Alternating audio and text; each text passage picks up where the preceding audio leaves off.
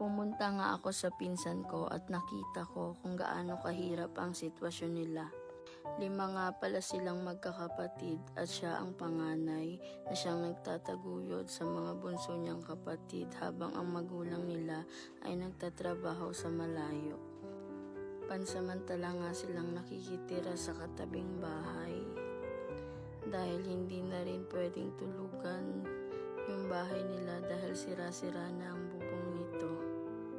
At dahil nga marami rin silang magkakapatid ay hindi na rin sila magkakasya sa loob.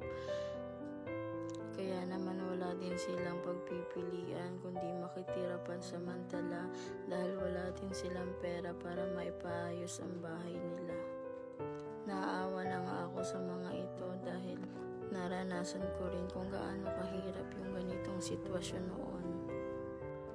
7,000 nga lang pala din yung sinasahod ng magulang nila monthly kaya wala ring sapat na pera para maipaayos ito.